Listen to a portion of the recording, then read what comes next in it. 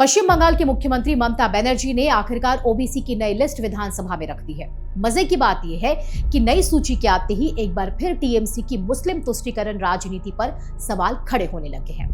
नई ओबीसी सूची में 76 नए समूहों को जोड़ा गया है। इस तरह पश्चिम बंगाल में अब कुल ओबीसी समूहों की संख्या 140 हो गई है। जानते हैं इन 140 ओबीसी समूहों में मुस्लिम समूह कितने हैं? 80। जी हाँ, 80 मुस्लिम समूह हैं और 60 गैर मुस्लिम समूह हैं।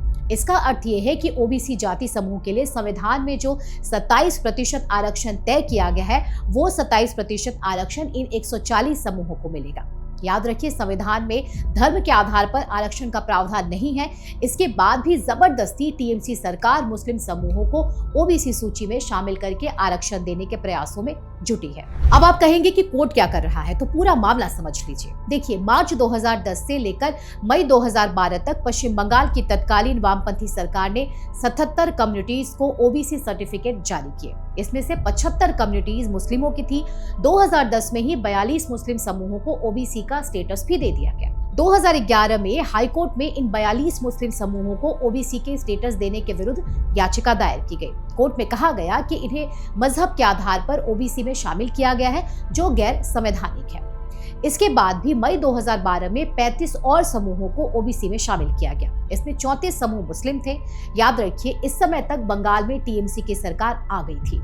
राज्य सरकार के इस फैसले को भी कोर्ट में चुनौती दी गई। ऐसे में 2013 में ममता सरकार ने West Bengal backward classes other than scheduled caste and scheduled tribes reservation of vacancies and post act 2012 को नोटिफाई करके 42 वामपंथी शासन के समय घोषित और 35 टीएमसी सरकार में घोषित यानी कुल 77 नए समूहों को ओबीसी सूची में शामिल कर दिया गया।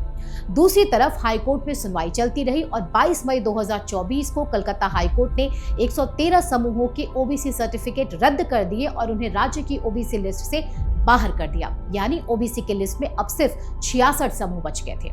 कोर्ट ने यह आदेश देते हुए कहा था कि इन समूहों को सिर्फ धार्मिक आधार पर सूची में शामिल किया गया था, जो गैर कानूनी है। इसके बाद तो सीएम ममता बनर्जी भड़क गई, क्योंकि उनके मुस्लिम वोट बैंक के लिए यह किसी बड़े झटके से कम नहीं था। जिन 113 समूहों को राज्य की ओबीसी सूची से हाईकोर्ट ने बाहर किया था, उनमें ज्यादातर मुस्लिम समूह ही थे।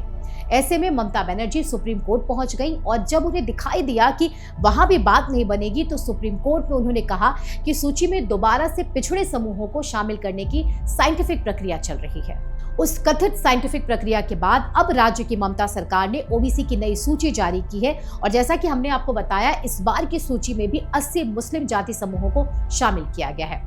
ओबीसी ए सूची, जिसमें अति पिछड़े समूहों को शामिल किया जाता है, इसमें 36 मुस्लिम समूहों को शामिल किया गया है और ओबीसी बी सूची, जिसमें पिछड़े समूहों को शामिल किया जाता है, इसमें 44 मुस्लिम समूहों को शामिल किया गया है। मजे की बात यह है कि हाईकोर्ट ने जिन 113 समूहों को सूची से बाहर किया था, उसमें से भी 76 समूहों को दोबारा से सरकार ने सूची में जोड़ दिया है और जिन 66 समूहों को हाईकोर्ट ने सूची बनाए रखा था, उनमें से सरकार ने 2 समूहों को बाहर कर दिया है। ऐसे में 2 गंभीर सवाल खड़े होते हैं।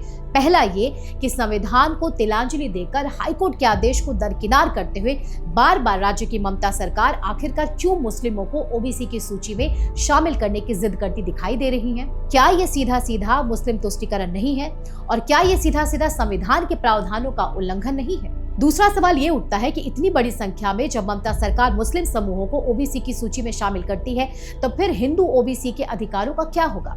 सही मायनों में ये 27% आरक्षण तो हिंदू ओबीसी को ही मिला था, क्योंकि आरक्षण जाति के आधार पर है और मुस्लिम दावा करते हैं कि उनके मजहब में जातियां नहीं होती। अगर नहीं होती तो फिर उन्हें आरक्षण कैसे दिया जा सकता है? जबरदस्ती उन्हें ओबीसी में शामिल करके आरक्षण देना क्या हिंदू ओबीसी के अधिकारों को छीनना नहीं हुआ? पश्चिम बंगाल की ओबीसी की नई सूची में 140 में से 80 समूह मुस्लिम हैं। इसको लेकर आपका क्या कहना है? कमेंट सेक्शन में हमें जरूर बताएं। अगर आपको हमारा कंटेंट पसंद आता है तो हमारे चैनल को सब्सक्राइब भी कर लें। जय हिंद।